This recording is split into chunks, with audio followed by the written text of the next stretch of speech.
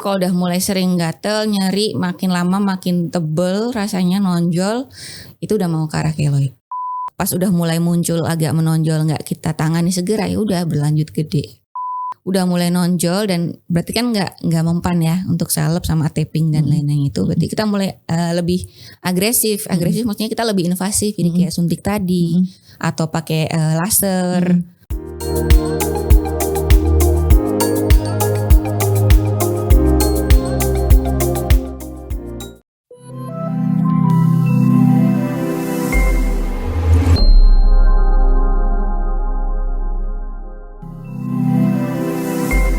Selamat pagi, senang banget ngopi asik. Pokoknya ngobrolan pagi bersama dengan Rumah Sakit Premier. Teman atau sahabat pasti pernah tahu dan mendengar kata keloid. Jadi ini kayak luka yang kemudian ada apa ya? Ada penampang yang nggak nyaman lah. Yang kadang-kadang itu kalau misalnya untuk penampilan bisa membuat kita jadi nggak pede. Kadang emosional. Awalnya mungkin warnanya pink. Terus kemudian jadinya agak kegelapan. Nah, pagi hari ini saya sudah langsung ketemu sama narasumber luar biasa, Dr. Hestika Saraswati, spesialis bedah plastik, yang ngobrolin tentang keloid. Betul gak, Dok? Betul ya? Iya betul, keloid. Jadi dia tuh pertama tuh awal-awal keluhannya mungkin karena bekas luka, nyeri dulu, gatal-gatal. Ya, itu ke arah keloid. Karena bekas luka yang normal itu nggak ada keluhan gatel atau nyeri. Tapi kalau udah mulai sering gatel, nyeri, makin lama makin tebel, rasanya nonjol, itu udah mau ke arah keloid. Beda ya sama yang bisul kan juga kalau misalnya suka kita scratch gitu, digaruk-garuk gitu kan bisa jadi timbul luka lagi kan, Dok? Beda ya jaringannya atau? Kalau bisul kan emang infeksi ya, infeksi kalau nggak ditanganin bener emang jadinya sembuhnya lama, terus jadinya menonjol, ada keloid. Nah, terus yang saya dengar juga kalau keloid ini yang bikin sebel adalah lama hilangnya, bisa sampai lebih dari 6 bulan, malah kadang nggak hilang-hilang karena ngelihat punya temen. Tapi mungkin Dokter Hestika cerita dulu deh, apa sih sebenarnya keloid ini untuk sahabat ngopi asik? Jadi kita kalau luka ya, kan pasti sembuh kan. Nah setelah sembuh itu sebetulnya jaringannya itu masih berproses ya. Jaringan parut ini namanya. Jaringan parut itu punya waktu 6 bulan sampai 2 tahun untuk namanya mateng. Jadi parutnya mateng. Semakin mateng dia semakin warnanya lebih seperti kulit asli, terus lebih datar dan lebih lunak. Itu proses. Nah, tapi ada beberapa genetik atau karena lukanya dulu tidak terobati dengan benar, akhirnya ada stres jaringan. Akhirnya si jaringan parut ini bukannya malah mereda, malah menonjol. Makin lama makin menonjol. Terus jadi kayak apa ya, keras gitu, keras terus gelap. Nah itu keloid jadinya. Nah itu tuh bisa terjadi di mana aja kan, di seluruh tubuh ya, Dok? Iya. Ini katakanlah misalnya kayak jantung koroner tuh bawaan genetik.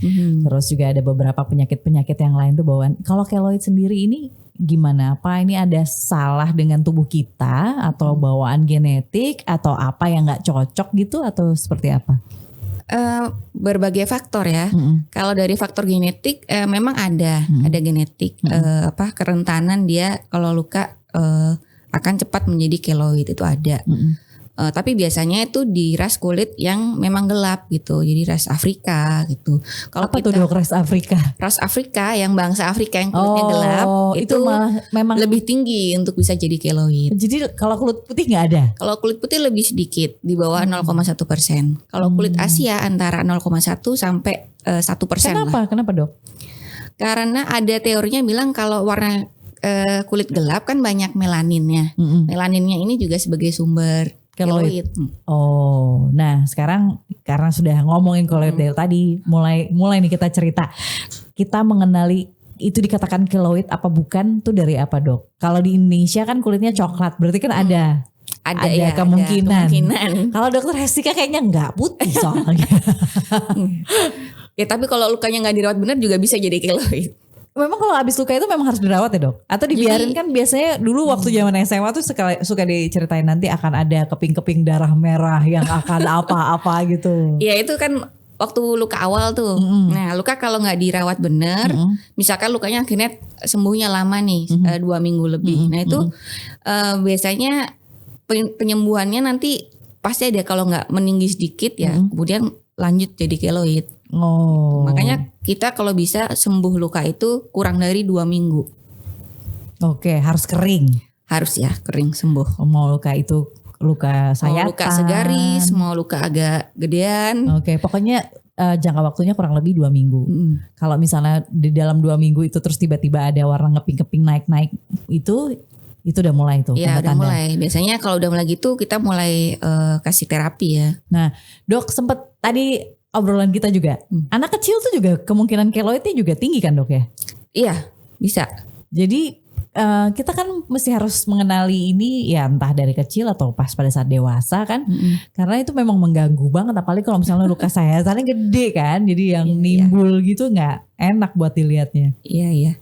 Kalau anak tuh memang bisa jadi keloid pertama karena memang dia kan masih masa pertumbuhan ya, jadi reaksi tubuh itu sangat besar. Jadi begitu luka, ini tubuh berlomba-lomba ingin nyembuhin luka, padahal ternyata terlalu numpuk jaringan ininya, jadi dia berlebih, akhirnya jadinya menonjol. Sama kadang kan timbul tuh gatel-gatel kan. Kalau anak-anak kan nggak tahan, garuk aja. Iya, betul. Padahal dengan digaruk dia bikin stres jaringan itu. Dan nggak sembuh-sembuh. Iya, akhirnya nggak sembuh dan makin tinggi. Beda nggak sih penanganan anak sama dewasa? Sebenarnya sama sih. Karena kan kalau keloid kita terapinya sebisa mungkin lokal ya, bukan yang lokal tuh maksudnya diapain, Dok? Langsung ke lukanya, jadi bukan ada obat minum atau suntik yang lewat infus gitu. Jadi langsung ke lukanya, jadi salep atau laser atau pakai inilah macam-macam, ada taping dan lain-lain. Sampai segitu parahnya kah, Dok? Keloid ini dokter menanganinya bisa ada cerita yang mungkin? Ini ada yang sering tuh biasanya ya, memang tempat-tempat keloid itu biasanya di telinga tuh, jadi ditindik, niatnya ditindik ya, cuman mungkin infeksi atau apa, setelah itu jadinya bendol gede gitu. Ya kalau PR sih ini sekelereng sih nggak apa-apa, agak ya oke lah, tapi bisa gede banget sampai sebola tenis juga bisa. Iya, kalau emang orangnya itu karena infeksi. Itu tadi multifaktor, mungkin dia juga ada bakat keloidnya, ditambah mungkin dia nggak benar waktu perawatan habis tindiknya, jadinya. Dok, itu disuntik atau disalep atau dikempesin gitu atau gimana? Kalau tadi yang udah kayak bola tenis, terpaksa harus dibuang dulu. Hilang dong, Dok. Baru di plastik ya. baru di bedah plastik gitu. Yang dibuang keloidnya aja, telinganya biasa. Oh, oke. Berarti kayak sayatan gitu. Ya, disayat, pokoknya diukir yang pokoknya balik lagi ke bentuk normalnya telinga. Tapi setelah itu dijaga, jadi pakai salep atau pakai taping yang khusus menghalangi keloid tumbuh kembali. Ini pada saat kayak gitu tuh ada hubungannya sama makanan nggak sih, Dok? Ada yang biasa alergi gitu, terus akhirnya nanti kalau misalnya ini atau nggak ada sama sekali, atau ini memang karena faktor dari pasiennya sendiri memang ada bawaan keloid? Kalau makanan nggak ada sih, nggak ada. Yang ada infeksi. Oh, oke. Itu semakin lukanya infeksi kan dia semakin lama sembuh. Ini bikin tambah gede. Tambah gede. Penyebab dia muncul? Penyebab muncul juga kalau yang pasti itu belum ada yang tahu. Cuman selama ini dilihat itu tadi, kalau lukanya lama sembuh, habis infeksi lukanya, perawatannya nggak benar, terus pas udah mulai muncul agak menonjol, nggak kita tangani segera, ya udah berlanjut gede. Oke. Dok, saya mau nanya untuk cara mengobati keloid. Mungkin tadi dokter sudah bilang mungkin ada lewat salep. Ini bisa diceritain kalau yang masih tingkat ringan bisa disalepin, sampai yang berat. Apa yang biasa Dokter Hestika lakukan? Kalau yang mulai menonjol tuh biasanya sekitar 2 minggu sampai 4 mingguan tuh mulai ngeping agak mau merah sama agak menonjol, itu bisa masih pakai salep namanya silikon gel. Atau berapa lama tuh biasanya, Dok? Terus sampai 6 bulan. Ini jadi mengingatkan saya ada temen yang curcol luka habis melahirkan. Oh ya. Itu bendol. Terus disalepin masih tetap begitu, Dok. Berarti butuh lebih lagi, butuh mungkin pakai suntik suntik keloid. Iya, atau ya. Aman gak sih itu, Dok? aman, lokal kok. Efeknya tuh efek lokal, langsung ke keloidnya. Nggak ada kontraindikasi? Sejauh ini sih nggak ada. Walaupun ada kadang suntik keloid itu pakai bahan-bahan yang agak keras gitu, tapi karena langsung ke lukanya, ke keloidnya, ya udah sistemiknya dia hampir nggak ada, jadi aman. Balik lagi tadi, 2-4 minggu pakai salep.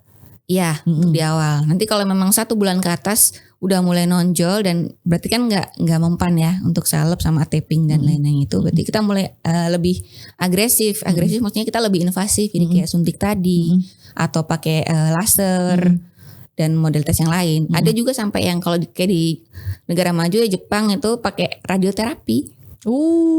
Tapi kalau di Indonesia belum bisa radioterapi untuk keloid karena radioterapi untuk cancer aja udah ngantri bang. Iya bener. Pakai radioterapi. Wah, maju banget ya Jepang, kemajuan teknologi ya. Nah dok, yang pernah dokter Hestika dapat untuk yang pasien kelas berat nih, kan tadi ada cerita tentang telinga. Terus di bagian-bagian mana lagi sih dok? Kaki atau yang apa? Yang sering itu tadi ya telinga, terus dada, bahu. Dada karena luka. Misalkan orang kena jerawat di dada tuh biasanya kan kecil tuh kan, tuh bisa jadi gede. Iya itu nggak nyangka ya, iya benar karena digaruk infeksi. Digaruk infeksi, sembuhnya nggak bagus, jadi keloid. Oh jadi ini tidak boleh. Tapi jadi PR akhirnya keloid ini. Iya. Karena kita misalkan dioperasi terus daerah dada kan, kita menjaganya agar supaya nggak timbul lagi tuh.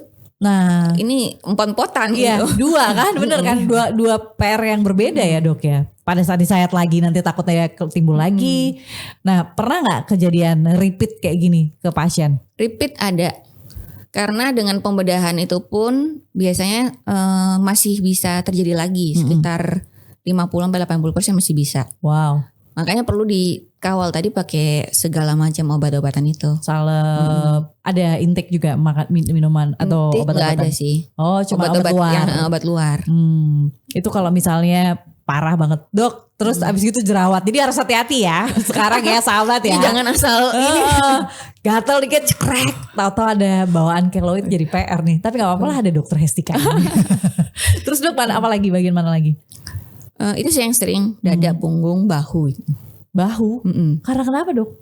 Luka? Bahu bisa juga. Pokoknya semua luka yang terjadi di area situ tuh biasanya kesempatan menjadi keloid lebih besar. Kalau yang bekas luka gitu nggak ada? Bekas luka kemudian jadi keloid?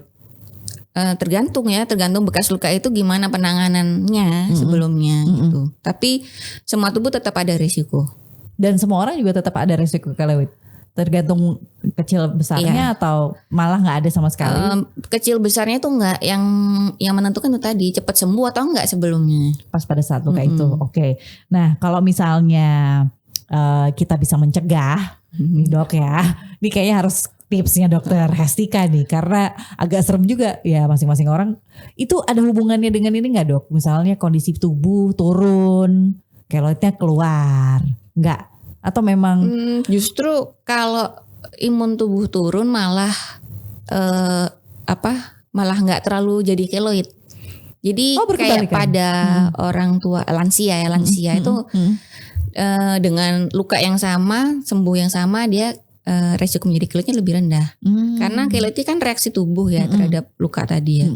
Kayak anak-anak karena dia masa pertumbuhan kan banyak nih hormonnya, apanya banyak. Jadi si tubuh ini berlomba-lomba untuk menyembuhkan luka itu kan dengan menutup lukanya. Tapi ternyata kebanyakan.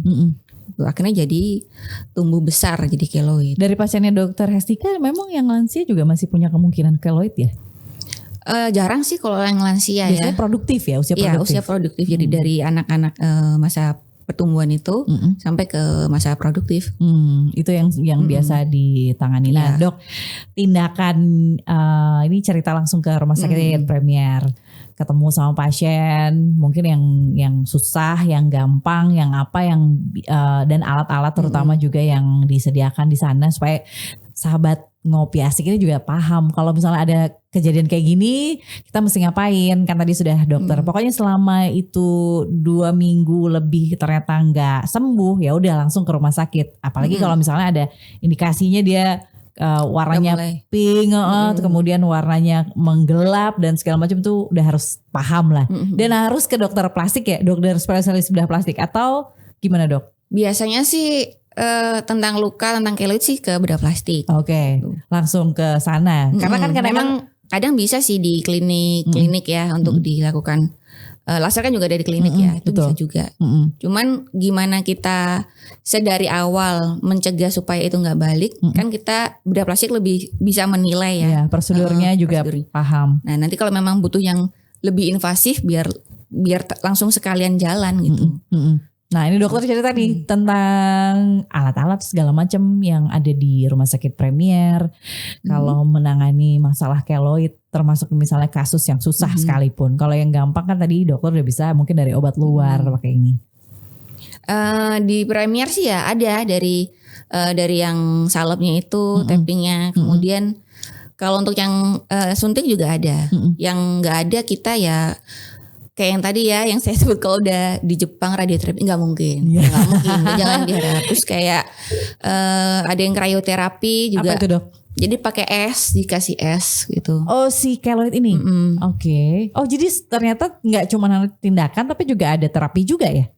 Iya ada kayak tadi radioterapi, krioterapi, tapi nggak populer sih di Indonesia. Karena susah, alatnya pun susah. Ya, penanganannya juga pasti butuh waktu ya dok kalau terapi. Jadi ya selain dari itu sih ada semua di Premier. Oke. Termasuk operasinya juga ada. Operasi. Dokter pernah mengoperasi karena kenapa? Kasus apa? Kasus kali simpel tadi kayak jerawat punggung atau di dada, gatel, digaruk. Jadi kayak dok, gitu. Kalau ngelihat presentasi gender kayak kalau kita bicara jantung koroner banyaknya laki-laki. Nah kalau keloid ada spesifiknya atau sama aja semua? Sama aja. Laki, perempuan sama. Warna kulit yang membedakan dari tadi. Pokoknya ya, kalau gitu kita pakai pemutih aja. Jangan. Dok, pada saat lagi cukuran, kena. Bisa kemungkinan juga dong dok ya. Karena kalau udah mulai kesayat dan berdarah, terus punya bakat keloid. Bisa jadi. Ini tadi kalau lukanya lama sembuh, dari yang seharusnya udah sembuh, ternyata lebih dari waktu itu ya bisa jadi keloid, atau paling enggak ya kita bilangnya namanya hypertrophic scar ya, jaringan parut yang meninggi. Paling enggak jadinya itu. Nah kalau misalnya luka, paling gampang sih luka, entah pas kena lagi motong-motong atau apa atau segala macam. Pertolongan pertama nih sebenarnya yang harus dilakukan apa? Dibersihkan dengan alkohol atau dicuci bersih dengan pakai sabun atau pakai air nih kayaknya penting juga ya dok. Ya. Karena kita nggak paham kan. Kalau luka misalnya kena iris ya, jadi kalau emang lukanya nggak terlalu dalam, yang pasti ditekan dulu.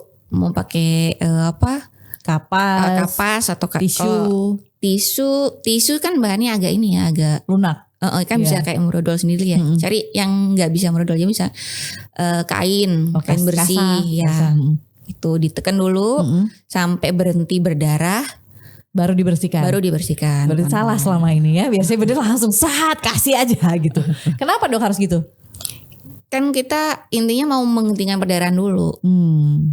Itu selesai baru dibersihkan pakai air mengalir aja cukup. Oh nggak perlu alkohol. Kalau alkohol perih pasti. Memang dia kayak bagus kan buat antibakterial tapi perih. Nggak perlu, jadi cukup itu aja. Terus kalau memang udah berhenti luka perdarahannya ya cukup kasih salep aja buat lukanya. Tapi kalau masih ada kayak rembes-rembes dikit ya baru dibalut tertutup. Nah ini yang biasanya kan awalnya kalau misalnya nggak lama, kurang lebih 2 minggu ini nggak kelar, ya ini bisa jadi siap-siap. salah satu. Makanya pencegahannya itu kalau luka iris. Kalau misalnya luka, mungkin nggak sih kayak luka jatuh terus kegeser gitu dok, itu juga bisa jadi keloid. Bisa banget. Jadi justru kita main olahraga terus keseret gitu. Oh bisa banget itu deh dok. Bisa banget. Padahal kan maksudnya penambangnya cuma di luar aja. Iya sih, kayaknya nggak dalam lah ya. Tapi kalau nggak dirawat dengan benar itu tadi takutnya lama sembuhnya. Jadi kan kadang-kadang kalau kegeser itu kan perih ya, perih terus nggak mau dibersihin. Luka rambut atau apa gitu lah istilahnya ya dok. Apa sih luka rambut lagi? Luka rambut. Bukan ya, salah ya. Luka apa sih? Yang bagian cuman atasnya aja kalau misalnya kita kegesek, gores gitu dok. Abis misalnya lagi main bola kena atau apa gitu. Bagian atasnya aja kan biasanya suka Ya, darahnya. kita sih bilangnya tetap luka gesek sih. Oh, luka gesek. Gak tahu kalau luka rambut ya. Entahlah itu kan cuma dibaca dong. Makanya perlu dikonfirmasi. Itu bisa punya kemungkinan keloid juga. Bisa ya, itu tadi soal sembuhnya dia nggak bener ya bisa jadi. Karena kan kadang ada tuh yang sakit terus nggak mau dibersihin lukanya, terus nggak mau diapa-apain. Jadi ditutup aja. Itu kalau kondisi ditutup aja itu bukan berarti bersih ya. Jadi harus tetap dirawat luka berkala. Nah ini jadi punya pertanyaan Dok, kalau ada luka kayak gitu sebenarnya harusnya kita tuh menutupnya atau membiarkannya terbuka? Nah tergantung, kalau kecil kayak tadi terus kira-kira lukanya nggak dalam sih bisa pakai rawat terbuka pakai salep aja. Tapi kalau yang agak dalam terus mulai kerasa misalkan kayak kalau dibiarin terbuka perih ya sebenarnya tutup aja. Karena dengan ditutup itu mengurangi nyeri sama kita mau menjaga kondisi luka itu lembab, moist. Jadi kalau lukanya moist, pertumbuhan untuk penyembuhannya itu lebih cepat. Kalau misalnya mandi kena sabun segala macam kan gitu-gitu biasa suka masuk ya Dok. Kalau enggak ini kan pasti basah juga. Itu enggak bikin cepat kering atau gimana? Jadi kalau balutannya dikasihnya nggak anti air, nah itu PR karena rumahan. Kalau rumahan kalau begitu basah buka. Oh ganti lagi. Ganti baru. Ini penting soalnya kalau biasanya kita oke, ya udah taruh aja, kasih yang ditempel-tempel itu ya kan. Terus habis gitu kena basah udah dibiarin aja. Padahal sebenarnya nggak boleh ya, harusnya diganti ya Dok. Udah diganti. Nah untuk keloid sendiri presentasinya kalau di Rumah Sakit Premier seberapa banyak orang yang datang ke Dokter Hestika untuk menyelesaikan masalah ini? Lumayan banyak ya, jadi biasanya itu entah karena habis operasi atau mau habis operasi estetik, takut Dok ini gimana nanti jadi keloid. Ya enggak ya, dari awal dikawal. Kalau yang benar datang udah jadi keloid, ada tesnya nggak sih Dok keloid apa enggak? Karena kan misalnya nggak tahu kan? Enggak, kita ngeliat langsung klinisnya. Tapi ada scoringnya. Misalnya saya datang nih, saya nggak tahu saya keloid apa enggak. Dok, saya mau ini tindakan gini. Terus ternyata ya udah gitu dijalankan. Tapi ternyata saya ada bakat keloidnya. Nah itu makanya itu bisa kelihatan langsung. Nggak perlu alat, jadi langsung lihat ada scoringnya. Kalau memang scoringnya udah besar, kita harus mulai terapi. Jadi setelah tindakan ya berarti kejadian setelah tindakan atau sebelum? Gak bisa sebelum, pasti sesudah tindakan, sesudah luka itu sembuh. Pokoknya kontrol. Begitu mulai ada rasa gatel, nyeri, warnanya kok berubah. Ini nggak ada hubungannya sama sekali sama makan makanan juga nggak ada ya Dok ya? Nggak ada, makanan tuh nggak ada. Kadang tuh karena berasa kayak apa ini gara-gara alergi ya atau apa gitu. Enggak sih, mungkin karena takut gatelnya itu ya. Tapi gatelnya ini nggak berhubungan sama alergi. Gatelnya ini memang kayak apa ya, kayak sel-selnya itu pada kayak ngebentuk jaringan gitu. Jadi kayak bisa kremet gatel gitu. Dan harus dikurangin. Dan tangan nggak boleh agak sedikit. Ya itu jangan malah digaruk lagi. Itu makin gede stresnya, makin besar keloidnya. Dok, kayak kalau misalnya cacar. Ya kan orangnya keloid gitu, terus dia pecah-pecah gitu, itu kan PR juga kan Dok, karena dari cacarnya sendiri sebenarnya udah gatel. Ya kan Dok, double kan itu. Iya sih. Dan ada yang memang akhirnya jadi keloid karena digaruk kan, harusnya kan nggak boleh ya dibiarkan pecah gitu aja. Nah kalau yang kasus gitu gimana Dok? Ya makanya kalau cacar kan memang nggak boleh digaruk. Iya, cuman bagian punggung gimana dong? Kepok. Susah. Dan keloid gitu. Dulu sih saya cacar ada sendiri kan penanganannya, jadi ada bedak khusus, ada salep-salepnya. Enggak saya garuk, bersih kok, nggak ada apa-apanya. Nah catat, jangan garuk. Tapi itu pasti waktu kecil pasti. Tapi kan dulu udah diwanti-wanti banget kan, jangan digaruk. Nah masalahnya itu bersih, maksudnya nggak ada bekas sama sekali, nggak ada. Nggak ada terapi juga. Waktu itu enggak ikut terapi cacar airnya dulu. Sampai sembuh udah nggak bekas. Enggak. Hebat. Dokter Hestika. Oke Dok, sebelum kita akhiri mungkin ada tips juga untuk sahabat ngopi asik berkaitan dengan keloid, apa yang misalnya harus kita lakukan, pencegahan juga, terus kemana ngerujuknya nyari dokter Hestika di Rumah Sakit Premier nih kapan, ya kan penting nih buat dicatat. Tipsnya sih ya kalau punya luka ya udah sembuh, terus mulai gatel, mulai nyeri, jangan digaruk, langsung aja kontrol. Luka apapun Mau luka yang memang karena tadi ya kecelakaan, jatuh, atau karena setelah operasi tuh langsung aja kontrol, karena nanti biar kita yang nilai untuk memulai terapinya yang mana, mulai kapan. Dan ada judulnya bedah-bedahan itu.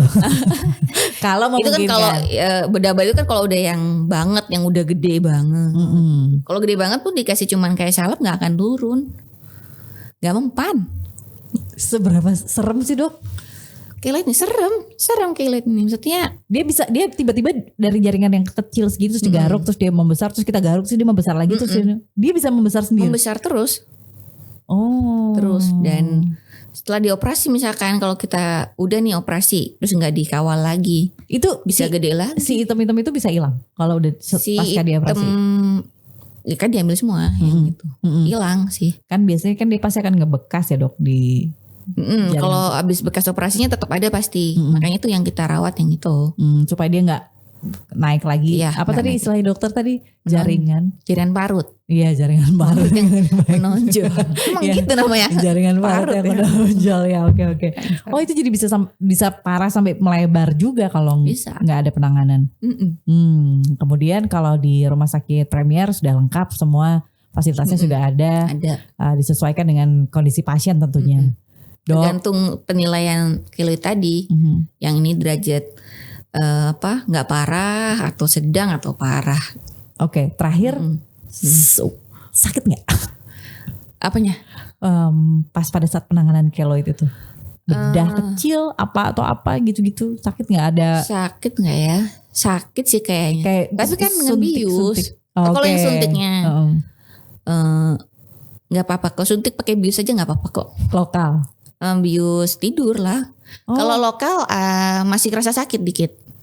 Itu boleh request berarti ya? Boleh request. Nggak mau sakit? Nggak mau sakit ya udah. Tidak berhak untuk merasakan sakit dok. Jadi oke. Itu bisa diatur juga. Bisa diatur. Oke, baik. Kalau gitu terima kasih sekali lagi Dokter Hestika Saraswati, spesialis bedah plastik, sudah main di Ngopi Asik, ngobrol pagi bersama Rumah Sakit Premier. Mudah-mudahan ini juga bisa menjawab semua pertanyaan sahabat Ngopi Asik berkaitan dengan keloid yang biasanya jadi PR banget karena bisa mengurangi PD, bisa bikin emosi juga karena nggak sengaja menahan rasa sakit, mungkin nggak sengaja kemudian jadi lebar. Nah, jawabannya semua ada di Rumah Sakit Premier. Terima kasih sekali lagi Dokter Hestika, dan terima kasih juga untuk sahabat Ngopi Asik Rumah Sakit Premier. Kita akan ketemu lagi di topik yang lain. Terima kasih. Bye.